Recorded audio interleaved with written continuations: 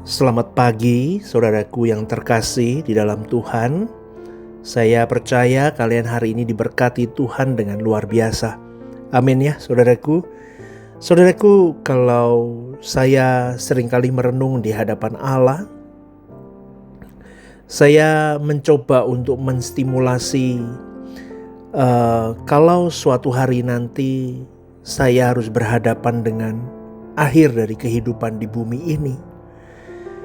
Saya menghadapi sakaratul maut kehidupan saya, maka itu menjadi momen yang menakutkan atau menjadi momen yang menyenangkan bagi saya.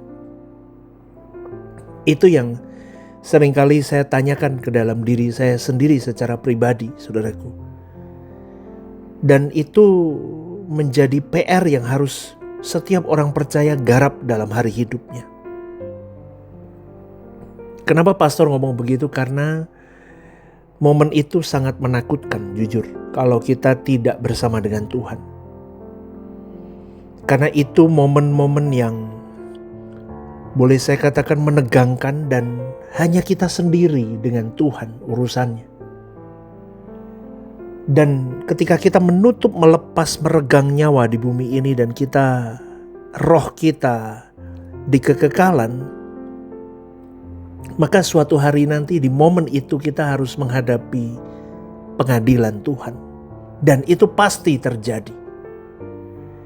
Maka sekali lagi saudaraku, sebelum saya melanjutkan renungan ini, saya mengajak kepada saudara-saudari yang mendengarkan renungan ini untuk mencoba berandai-andai Anda ada di penghujung hari hidupmu. Itu apa yang akan Anda rasakan? Coba tanyakan dalam dirimu terlebih dahulu. Saya akan memulai dengan ayat di dalam Ayub 1 ayat 21, saudaraku. Firman Tuhan berkata begini. Dengan telanjang aku keluar dari rahim ibuku, maka dengan telanjang pula aku akan kembali ke sana. Tuhan yang memberi, Tuhan yang mengambil, terpujilah nama Tuhan. Saudaraku, pengadilan itu adalah suatu hal yang pasti. Dan kita tidak bisa menghindari itu. Kita juga tidak tahu kapan hal itu akan terjadi. Bisa hari ini, bisa besok, atau kapanpun. Maka kita harus benar-benar memperhatikan kehidupan kita dengan sebaik-baiknya supaya suatu hari nanti kita tidak dipermalukan kelak di kekekalan. Sesungguhnya hal yang paling berat adalah bagaimana kita sadar diri terlebih dahulu. Jangan berbuat salah di dalam setiap kata yang diucapkan, dalam setiap pilihan, keputusan, tindakan maupun perilaku hidup ini. Dan itu tidak mudah. Kalau kita menganggap itu mudah, berarti kita belum sungguh-sungguh berjuang. Tidak mudah, saudaraku. Maka saya mau mengingatkan bahwa manusia lama kita itu, kedagingan kita itu lihai, saudaraku. Licik sekali. Kadang-kadang manusia lama kita itu berbicara seperti suara Tuhan, padahal sebenarnya tidak sesuai dengan perasaan Tuhan. Kadang-kadang kita berpikir bahwa itu adalah sebuah kebijaksanaan atau hikmat yang lahir dari pengalaman. Padahal itu bukan. Padahal itu adalah kedagingan kita yang berteriak, tetapi diselubungi dengan kelihatannya itu suara Tuhan. Serius, saudaraku, ini yang menjadi dilema di dalam kehidupan kekristenan kita. Terlebih lagi kalau kita tidak serius menggumuli tentang kekudusan hidup. Maka untuk lepas dari manusia kedagingan itu sesuatu yang sangat sulit. Maka jangan dianggap gampang, saudaraku. Jangan meremehkan itu. Karena kalau kita tidak menjaga pikiran, perasaan kita, maka perasaan Tuhan tidak akan mengalir melalui ucapan kita, melalui tindakan kita. Maka kalau kita tidak menjaga kekudusan, apalagi saya menjadi seorang pengkhotbah, maka tidak akan Tuhan mengurapi saya. Karena seseorang yang diurapi Roh Kudus, setiap katanya dapat mengubah orang lain. Amin, saudaraku. Sementara itu dunia pun sedang berusaha secepat mungkin merusak manusia, terutama orang-orang percaya.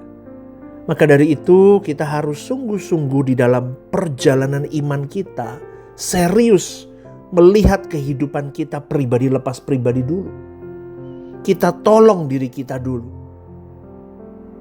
Maka jangan sampai kita tidak siap menjadi seorang manusia. Kenapa pastor ngomong begitu? Karena kalau hewan itu cukup dengan memenuhi kebutuhan jasmaninya, tetapi manusia itu makhluk kekal.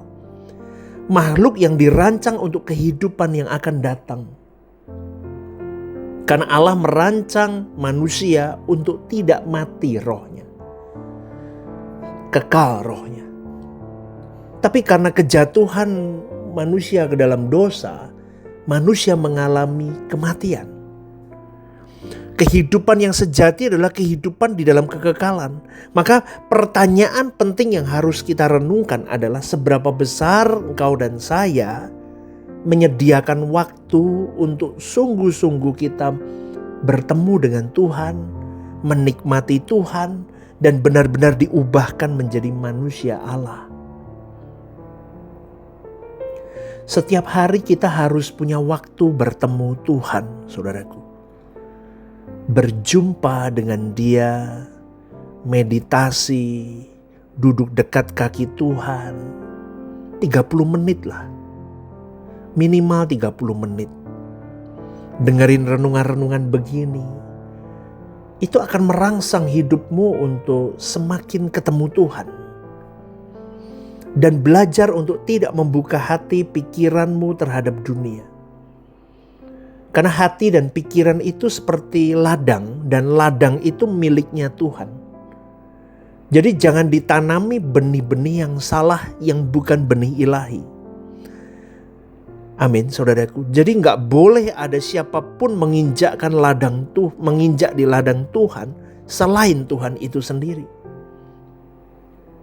Siapa yang bisa menjaga supaya yang lain tidak masuk ke ladang Tuhan? Ya kita sendiri, pribadi lepas pribadi, di dalam kebebasan yang Tuhan beri. Kita harus menjaga diri kita. Jangan baca sesuatu yang tidak perlu dibaca. Jangan lihat sesuatu yang tidak perlu dilihat. Jangan mengingini apapun hal-hal yang tidak patut diingini. Ini gak ekstrim, ini wajarnya menjadi anak Allah.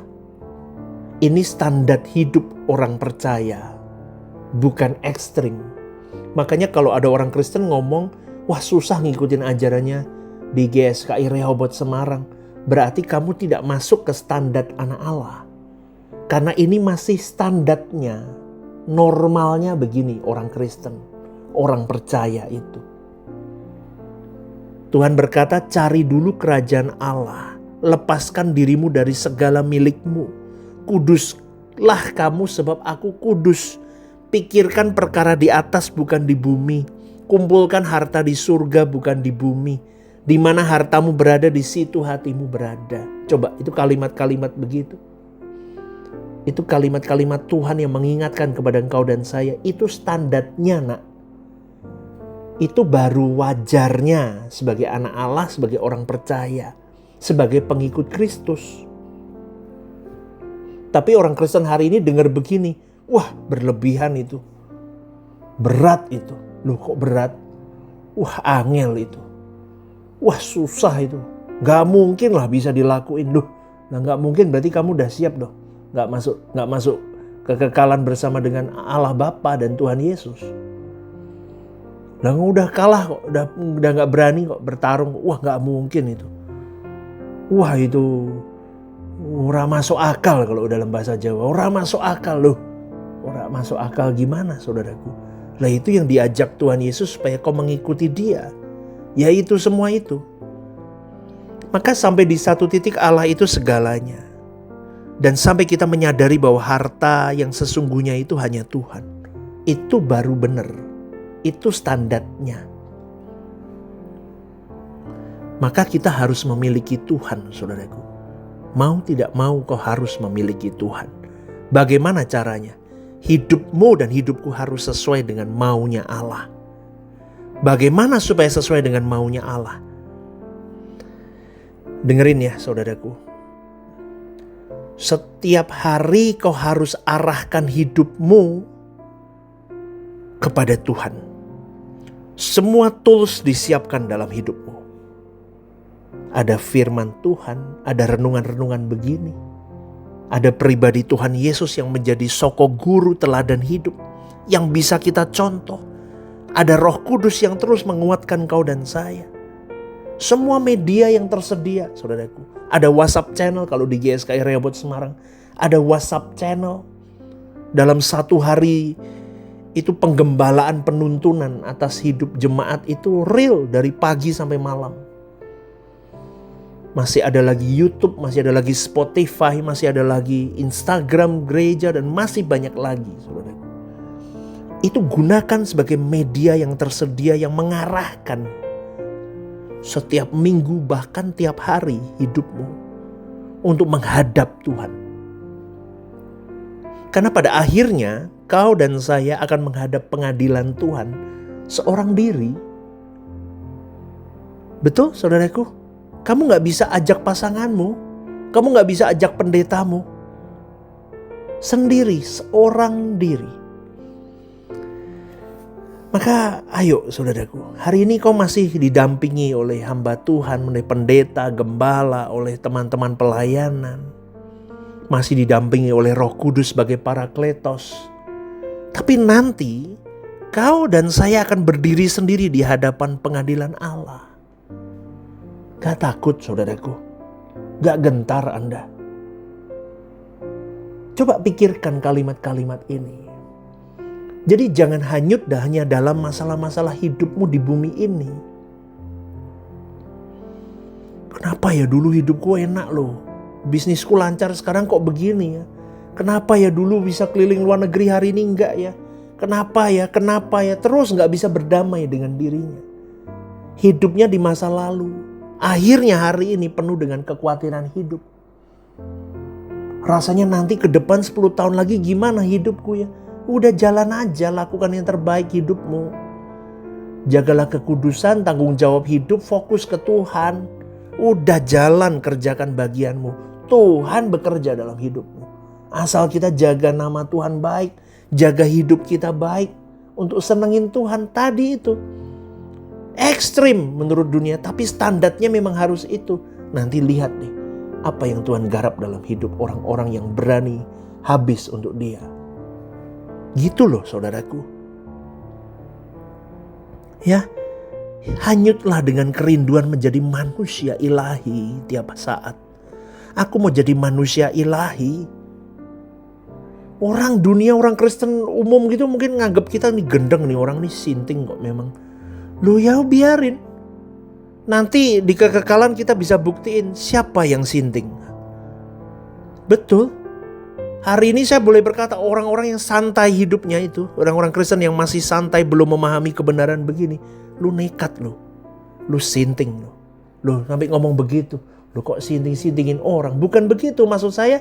Lu berani. Itu sama Tuhan itu gak bisa sembarangan. Hari ini dunia ngomong ini orang gila. Cari Tuhan sampai sebegitunya.